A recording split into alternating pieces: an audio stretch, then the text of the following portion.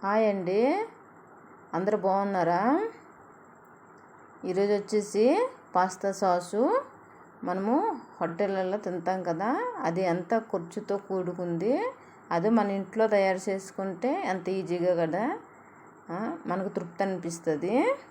ఇలా పాస్తా ఉడకబెట్టుకున్నాను. కొద్దిగా సాల్ట్ వేసుకుని ఆయిల్ వేసుకొని ఉడకబెట్టుకొని ఉడికిన తర్వాత కూల్ వాటర్లో కడుక్కున్నాను. అది సైడ్ ఉంచుకోవాలి. ఇలా ప్యాన్ పెట్టుకున్నాను. దానిలో బటర్ కొద్దిగా వేసుకున్నాను. ఇలా butter, capsicum, onion, carrot, corn, garlic ఇవన్నీ వేసుకొని ఫ్రై చేసుకుంటే సరిపోద్ది. ఇలా బయట కొనే కంటే ఇంట్లో తయారు చేసుకుంటే ఎంత బాగుంటుంది కదండి. అందరం తింటాము.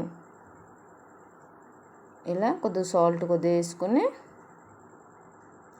చిల్లీ ఫ్లేక్స్, ఇది ఆర్గానో, ఇది సూపర్ మార్కెట్లో దొరుకుతుందండి. ఇది సాస్ వేసుకొని ఇలా బాగా కొద్దిగా లో ఫ్లేమ్లో ఉడికించుకుంటే ఇది ముక్కలు మగ్గేటంటూ ఉంచుకుంటే సరిపోద్ది. లో ఫ్లేమ్లో ఉడికించుకోండి, హైలైట్ కండి, మాడిపోతాయి ముక్కలు. ఇలా ఉడికిన తర్వాత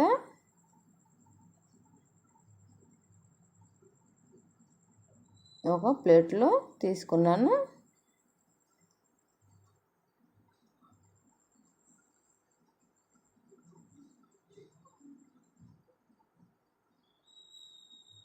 అంత లో ఫ్లేమ్లో ఉడికించుకోండి. సాస్కి మనము ఇప్పుడు ప్రిపేరింగ్ చేస్తామా. ప్యాన్ పెట్టుకున్నాను. ప్యాన్ మీద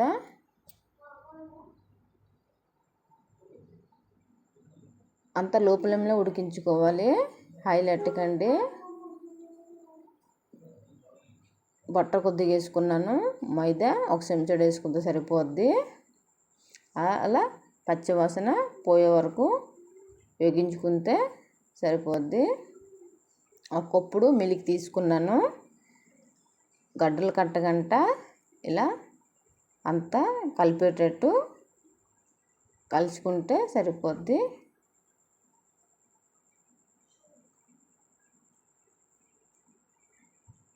చూస్తుండండి, నేను ఎలా చేస్తున్నాను. చీజ్ కొద్ది తీసుకున్నాను.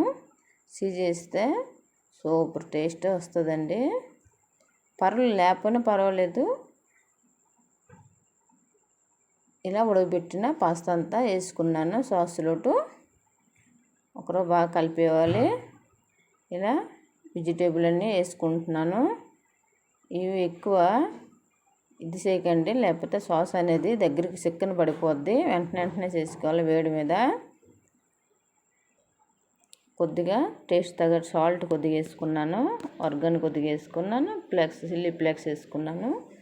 అక్కడ బ్లాక్ పెప్పర్ కూడా కొద్దిగా టేస్ట్ అనుసారి వేసుకున్నాను. టేస్ట్ తగ్గట్టు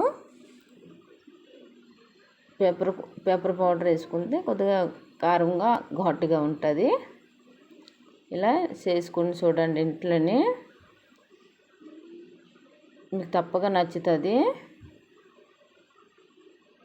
ఇలా ఇంట్లో తయారు చేసుకోండి, అందరం ఎంత హ్యాపీగా తింటారు కదండి. అంతేనండి.